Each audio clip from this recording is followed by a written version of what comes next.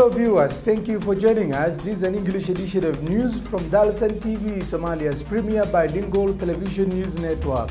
My name is Yunus Deku and these are some of our top news headlines. Southwest State issues stern warning to opposition leaders in Mogadishu. Crackdown targeting journalists, media defenders on the rise in Somalia. And ISIS Somalia insurgent pledge allegiance to new ISIS leader.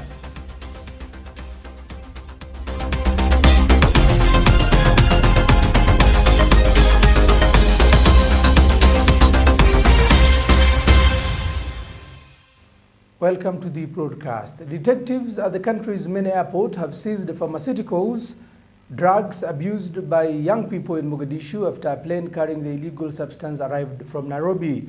The Somali police nabbed the consignment of drugs which were concealed in boxes and sent to Mogadishu as cargo.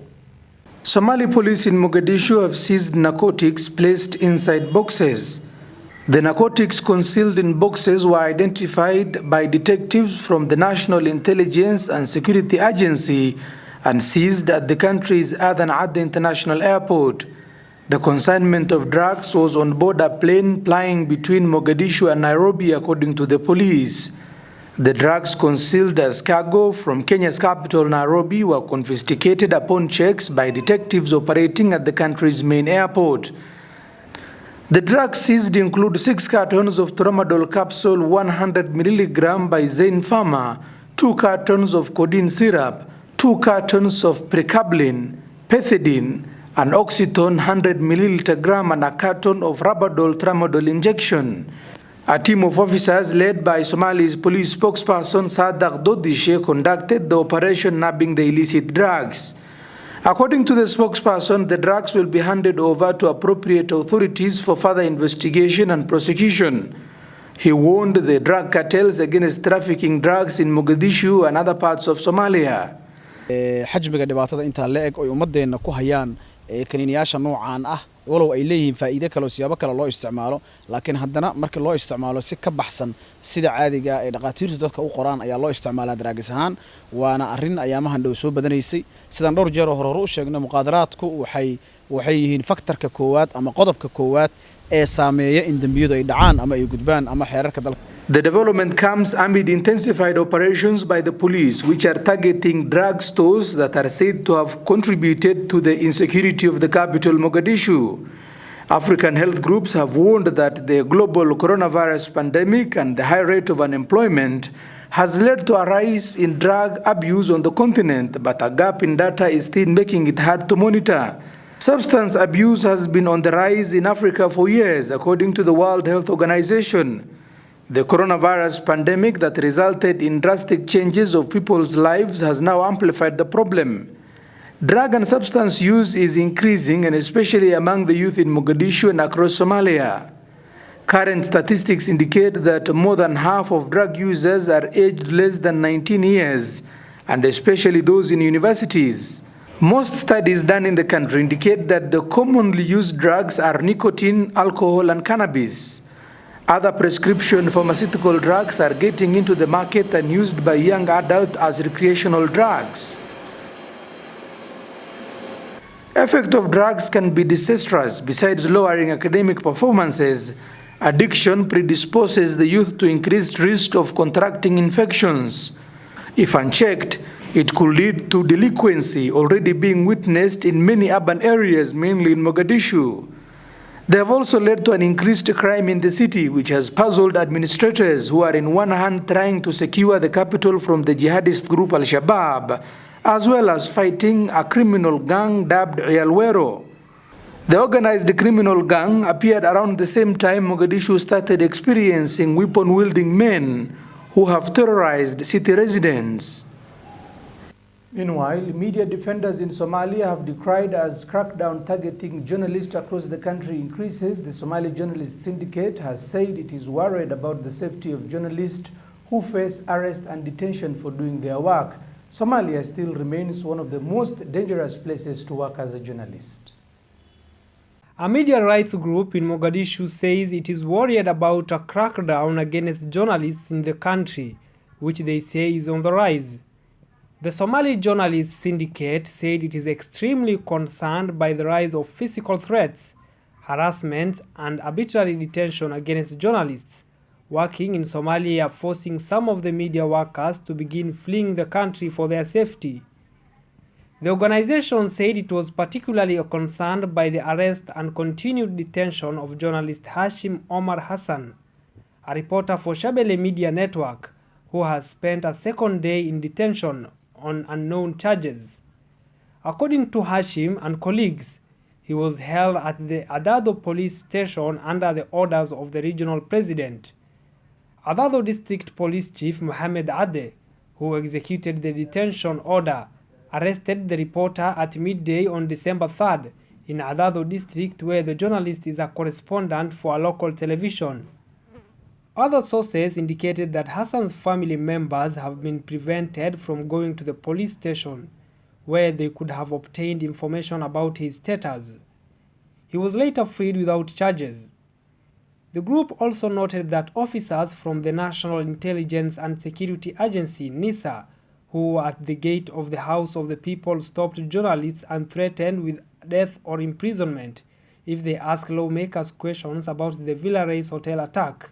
According to the media rights defenders, local reporters from several television stations who were covering the parliament sitting were scared from pressing questions about the hotel attack. The rights defender also documented a sharp rise in the number of journalists leaving the country as a result of threats unrelated to their reporting. 6 journalists, 3 of them female reporters, have fled the country to different countries including Turkey and Kenya. According to the group, the journalists said they decided to flee into exile as the pressure and threats from the authorities grew, and crackdown and free of press has made the situation untenable. This comes as the backdrop of events in October, where NISA unlawfully detained SJA Secretary General Abdallah Ahmed Mu'min at the Mogadishu airport following a joint press statement released by the media advocacy group on the new government directive. He was held at the notorious Godka Jilao for 2 days before he was jailed at the Criminal Investigation Department for another 10 days before he was released on bail. He is currently out on bail and is facing severe restrictions imposed by the Ministry of Information of the federal government of Somalia. A group of ISIS Somalia insurgents have pledged allegiance on camera to the new co-emir Abu al-Hussein al-Quraishi. The militants who operate in the northern autonomous state of Puntland have since 2015 remained stunted and not capable of being a direct threat to the region's security. Fighters of the Islamic State in Somalia have pledged to support an allegiance to the new head of the organization following the death of its leader, Abu al-Hassan al-Hashimi al-Quraishi, who had been killed in a battle. The militants fighting in multiple countries will now be headed by the less-known Abu al-Hussein al-Husseini al-Quraishi, who has been installed as the leader of the organization. A spokesperson for the group called on jihadists and invited all groups loyal to the Islamic State to wear allegiance to him. The Islamic State had been defeated after taking large control of Islamic swathes of land in Iraq and Syria in 2014 and witnessing the collapse of the so-called caliphate in light of a wave of attacks. The organization was defeated in Iraq in 2017 and then in Syria 2 years later, but its elements are still launching attacks in both countries.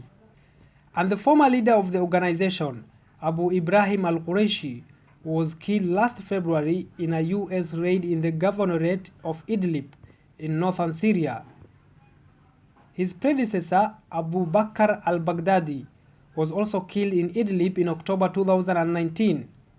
The Islamic State in Somalia, or Abna'ul Khalifa, is an Islamic State-affiliated group that primarily operates in the mountainous areas of Puntland, though has also claimed responsibility for several terrorist attacks through the rest of Somalia. Recently, the US has designated an Islamic State in Iraq and the Syria ISIS Somalia network of weapon traffickers, their associates, and an affiliated business for facilitating weapons transfers to the terrorist group. The ISIS Somalia network operates primarily between Yemen and Somalia and has ties to other terrorist groups, including Al-Qaeda in the Arabian Peninsula and Al-Shabaab.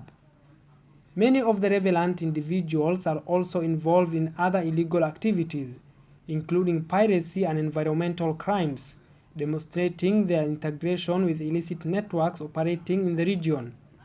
The Department of State designated ISIS Somalia on February 27, 2018, as well as Abdelkader Mu'min, the leader of ISIS Somalia, on August 11, 2016, as special designated global terrorist pursuant.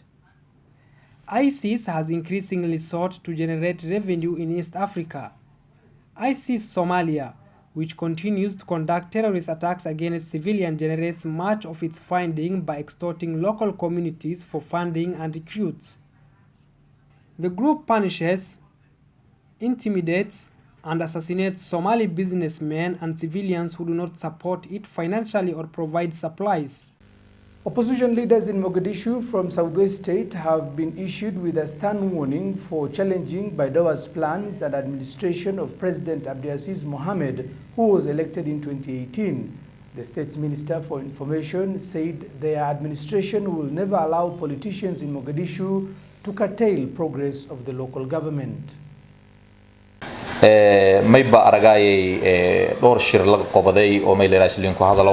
Southwest State has fired a warning shot to opposition leaders from the region to desist from engaging in politics but focus on helping the administration in delivering services for Somalis. The state's Minister for Information, Ilyas Ali Nur, reiterated that the administration would never allow politicians in Mogadishu to cut in progress of the government. We are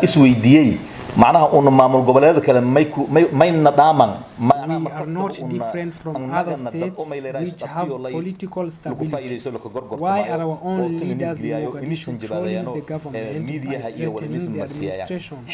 I want to tell them that the period when the politicians orchestrated plans to bring people and their government against each other is over. The state has received condemnation from politicians in Mogadishu, some of them high-ranking members of the Federal House of the People. They have accused the Southwest State of failure to provide essential services needed by the people. Politicians in Mogadishu have been holding meetings aimed at reviewing the leadership of the state, which boosts the large agricultural economy. During the local presidential election in the state, the federal government of Somalia muscled in on a local election to shove aside an Islamist conservative candidate. It scored a tactical victory but created significant additional risk for the country already racked by conflict and divided along regional and clan lines. In December 2018, local lawmakers in Southwest State elected Abdelaziz Mohamed Laftagaren president in a controversial poll. Laftagaren, former MP and minister, would not have won without the federal government of Somalia's manipulations. Mogadishu titled the balance in his favor by arresting his popular Salafi opponent Mukhtar Robow Abu Mansur, a former leader in the Al-Shabaab insurgency, and deploying Ethiopian troops in key towns to suppress dissent at the outcome. Mukhtar Robow has since been released from political detention and appointed as a cabinet minister by Somali Prime Minister Hamza Abdi Bare. The federal member state was founded by Hassan Mohamud Nur Shati Gadud, leader of the Somalia RRA, on 1st April 2002. It was the third autonomous region to be established. Somalia today has 5 federal member states and Somaliland, which declared independence following the fall of the Somali government in 1991. President Hassan Sheikh Mahmoud has commended Parliament for supporting ongoing efforts in gallantly repulsing planned attacks by Somali militant group Al-Shabaab. President Mahmoud, who has called on the Assembly to expedite laws aimed at degrading the group, said that the bravery of the army as well as local residents is clear indication that Somalis are united against the insurgency and will eradicate the group from the Horn of Africa nation. He has called on Parliament for support as the government conducts offensive operations targeting the militant group. President Hassan Sheikh Mohamud has called on the House of the People to expedite legislation once they are formulated and ratified by the Cabinet. This is aimed at bolstering the government's response in targeting the militant group Al-Shabaab, which has besieged governments in Mogadishu. Speaking during a meeting with the Speaker of the Lower House and the House Standing Committees, President Hassan Sheikh Mohamud said the Assembly was the most critical institution in the development of Somalia. Mr. Hassan Sheikh said the highest levels of cooperation and coordination among multi-government agencies will relinquish the financial muscle of the militant group. The president said his government will improve the necessary tools to detect and disrupt patterns of financing associated with Al-Qaeda and global militant networks. The Somali cabinet, through the leadership of the head of state, has promised to strengthen regulations on anti-terrorism financing and money laundering to degrade the militant. Somalia passed the Anti-Money Laundering and Countering Terrorism Financing Law in 2016, but analysts say the law is not watertight enough to cut off terrorism financing. Somalia's militant Islamist group Al-Shabaab spent around $25 million on purchase on weapons, according to a report by a Mogadishu-based research group, the Hiral Institute. The report, Al-Shabaab Weapons, further alleges that the militant group, which is affiliated to Al-Qaeda, has an annual revenue collection of about $180 million. Previous UN reports have indicated that the group generates millions of dollars through extortion of business and illicit taxes on vehicles, livestock, and commercial as well as residential buildings in the country. The government said last month it has frozen several bank accounts operated by the militant group but did not indicate where the accounts were located. Commercial banks are required to notify the Financial Reporting Center of any transactions over $10,000. However, a recent UN panel of experts report said Al-Shabaab manages to circumvent this mechanism by transferring funds in smaller tranches of a maximum of $9,500, thus evading threshold for reporting. The strengthening of institutions like the Financial Reporting Center in Somalia, which regulates and is set to report on any suspicious money circulating, will play a significant role in degrading the insurgents, the government believes. The center was established through Anti-Money Laundering and Countering the Financing of Terrorism Act to operate as a national central agency that is responsible for the receipt analysis and appropriate dissemination of all information relating to money laundering and terrorism financing in Somalia. The country is currently conducting operations against the militant group Al-Shabaab in parts of central and southern Somalia, where the Somali National Army declared successful battles leading to the liberation of strategic villages and towns.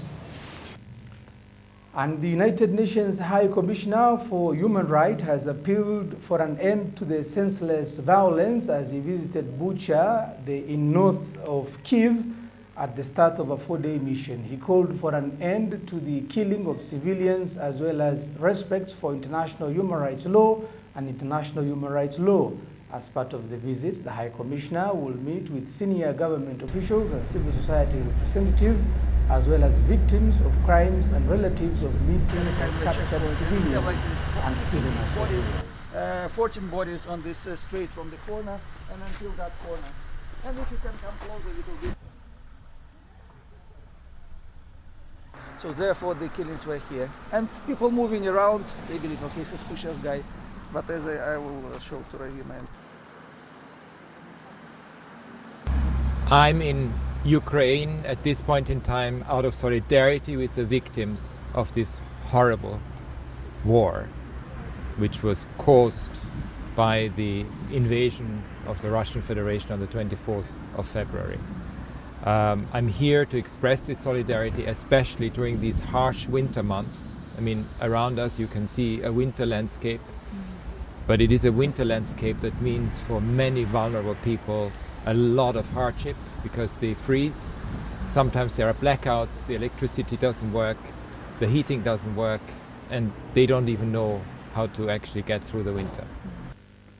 And with that story, we come to the end of this broadcast, an English edition of news from Dalsan TV, Somalia's premier bilingual television news network, broadcasting to you the latest news from Somalia and beyond in both English and Somali.